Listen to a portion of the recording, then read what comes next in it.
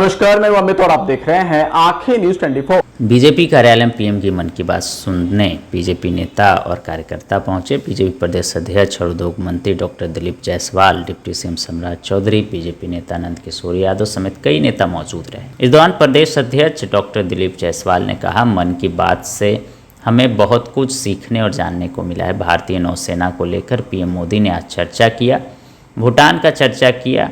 Vocal for local PM Modi का slogan रहा। उन्होंने लोगों से अपील किया कि अपने देश की वस्तुओं को प्राथमिकता दे। वही मौलाना मदनी के बयान को लेकर कहा कि उनके जैसे लोगों का और ऐसी भाषा का इस देश में ज़रूरत नहीं है। इस तरह की जिहाद की बात करने वाले लोगों को जनता कभी पसंद नहीं करती, इनको लगाम लगाना चाहिए। आज प्रधानमंत्री जी ने मन की बात देशवासियों के साथ किया और उन्होंने मधुमक्खी की चर्चा की कि किस तरह से मधुमक्खी कश्मीर के वादियों में बन तुलसी से और मध बनाने का काम करते हैं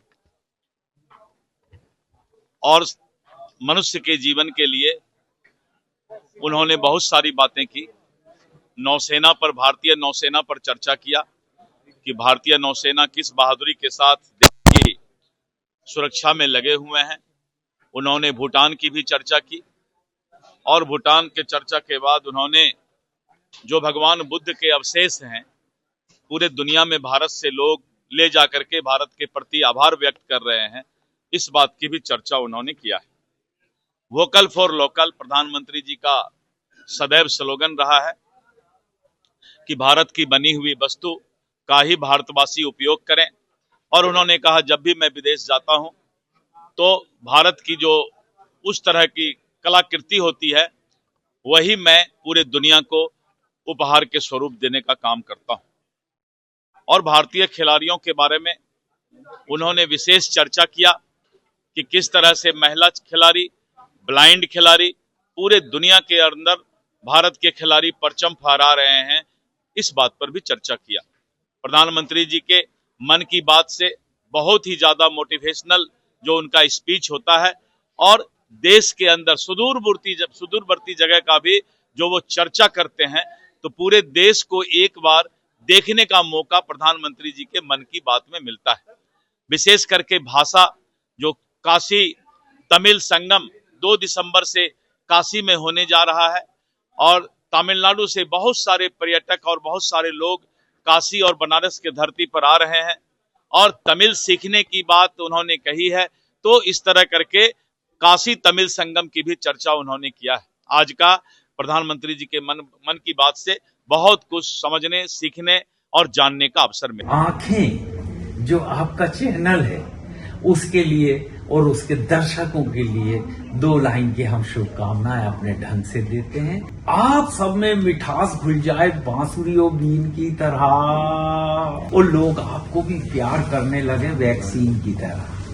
हंसते रहें, मुस्कुराते रहें और देखते रहें आंखें न्यूज 24। अगर आपने अभी तक हमारे चैनल को सब्सक्राइब नहीं किया है तो हमारे चैनल को जल्द से जल्द सब्सक्राइब करें, लाइक करें, शेयर करें। राजधानी पटना में कई वर्षों से शिक्षा में उत्कृष्ट योगदान दे रहा है Lohia Nagar Mount Carmel high school Kankarbagh Patna, जहां नर्सरी से कक्षा 12वीं तक की होती है पढ़ाई। 10वीं और 12वीं बोर्ड परीक्षा में 100% अंक का रिकॉर्ड। एक ऐसा स्कूल जहां पठन पाठन के साथ साथ बच्चों के संपूर्ण विकास का रखा जाता है ख्याल। खेलकूद, सांस्कृतिक गतिविधि, मैथ ओलंपियाड, साइंस ओलंपियाड और बहुत कुछ। आज ही कराए नामांकन की प्रक्रिया जारी है। संपर्क करें DS/16 Gayatri Mandir road, housing board colony east, Indira Nagar, Kankarbagh, Lohia Nagar, Patna. हमारा पिन कोड है 800020। पटना में कई वर्षों से शिक्षा में अहम योगदान दे रहा है Gyansthali high school Alamganj Patna city, जहां 10वीं और 12वीं की बोर्ड परीक्षाओं में 100% अंक प्राप्त कर रहे हैं बच्चे।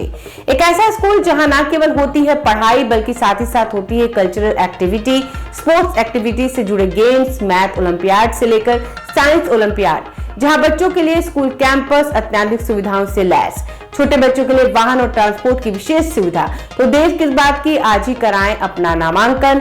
कैरसली high school Alamganj Patna city में, जहां नामांकन की प्रक्रिया जारी है। संपर्क करें पुलिस चौकी Alamganj main road near Alamganj थाना, पटना, बिहार 800007।